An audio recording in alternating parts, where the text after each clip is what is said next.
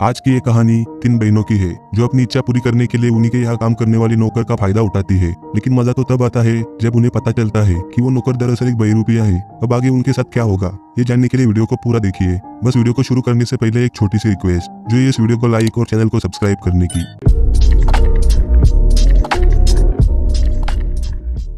कहानी की शुरुआत होती है सिस्टर फर्नांडा से, जो अपने गधे को लेकर चर्च की तरफ जा रही थी। चर्च पहुंचती है फर्नांडा की मुलाकात सिस्टर जिनेवेरा से होती है। वो दोनों आपस में कुछ बातें कर रही थी।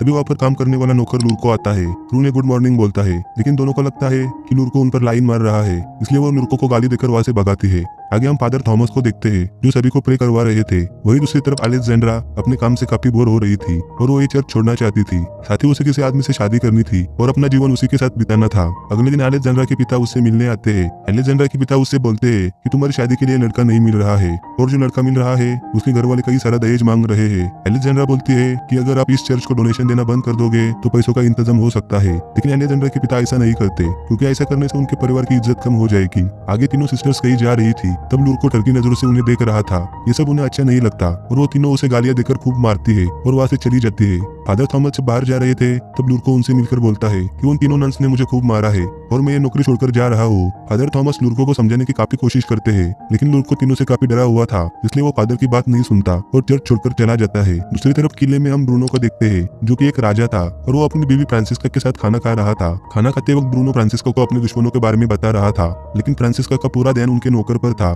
जिसका नाम मसीडो था। वो दोनों एक दूसरे को आवाज भरी नजरों से देख रहे थे और इसका मतलब साफ था कि दोनों का अफेयर चल रहा है। उसी रात मसीडो और फ्रांसिस्का अपनी मस्ती से थककर बातें कर रहे थे। फ्रांसिस्का मसीडो से बोलती है कि ब्रूनो के दिमाग में सिर्फ उसके दुश्मन और युद्ध की बातें चलती रहती है, जिस वजह से ब्रूनो उसे संतुष्ट नहीं कर पाता। ये सभी बातें छोड़कर दोनों दूसरा राउंड शुरू ही कर रहे थे। तभी वहाँ पर ब्रूनो आता है, लेकिन वहाँ पर काफी अंधेरा था, जिस वजह से ब्रूनो मसीडो को देख नहीं पाता और मसीडो अंधेरे का फायदा उठाकर नौकरों वाले कमरे में जाकर सो जाता है। अब ब्रूनो को अपनी पत्नी के आशिक को पकड़ना था, इसलिए वो उसे ढूंढते ढूंढते नौकरों के कमरे में आता है। मसीडो सोने का नाटक कर रहा था, लेकिन ब्रूनो काफी चालाक था। ब्रूनो हर एक नौकर के छाती पर हाथ रखकर उसकी धड़कन चेक करता है ताकि उसे पता चल सके कि कौन अभी भागकर आया है। ब्रूनो को मसीडो की धड़कन से पता चल जाता है, लेकिन ब्रूनो अंधेरे की वजह से उसे देख नहीं पाता, इसलिए ब्रूनो मसीडो के थोड़े बाल काट देता है ताकि अगले दिन वो उसे पहचान सके। लेकिन ब्रूनो के वहां से चले जाने के बाद मसीडो सभी नौकरों के बाल काट देता है, जिससे कि वो ब्रूनो से बच सके। अगले दिन बिल्कुल वैसा ही होता है। ब्रूनो जब सभी के बाल चेक करता है तब उसका पूरी तरह कट चुका था, क्योंकि सभी नौकरों के बाल कटे हुए थे। मसीडो तो बच गया था, वो कुछ सतर्क भी हो गया था,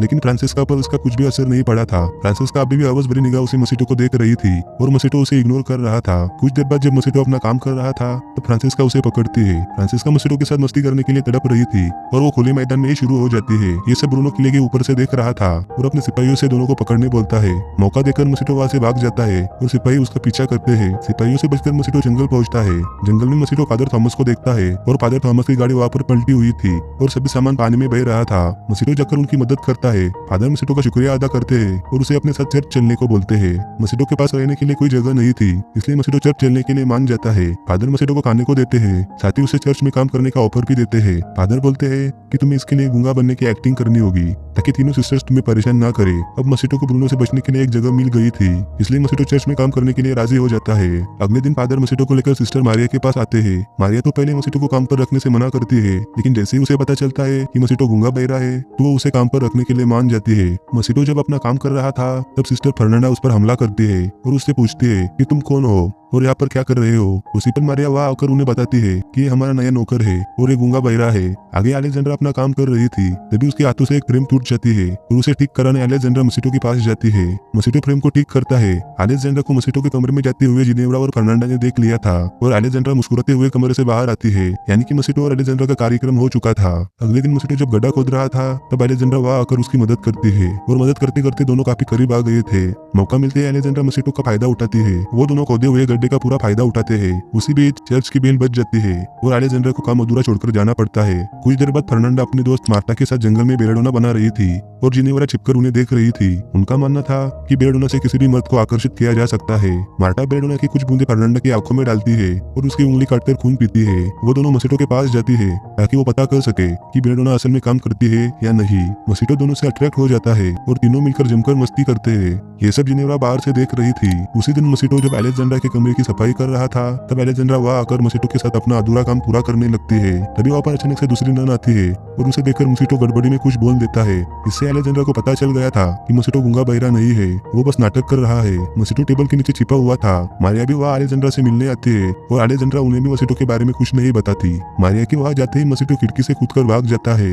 दूसरी तरफ जिनेवरा भी बेलेडोना बना रही थी ताकि उसकी मदद से वो भी फर्नांडा और मार्टा के जैसे मस्ती कर सके, लेकिन जिनेवरा बेलेडोना को आंखों में डालने के बदले पी लेती है और अपना हाथ काटकर खून अपने गालों पर लगाती है। अब एलेजेंड्रा को मसीटो के बारे में पता चल चुका था, इसलिए वो उसके पास जाती है और उसे झूठ बोलने का कारण पूछती है। मसीटो उसे समझाने की काफी कोशिश करता है, लेकिन तभी वहाँ पर कोई आ जाता है और एलेजेंड्रा वहाँ एक कोने में छिप जाती है।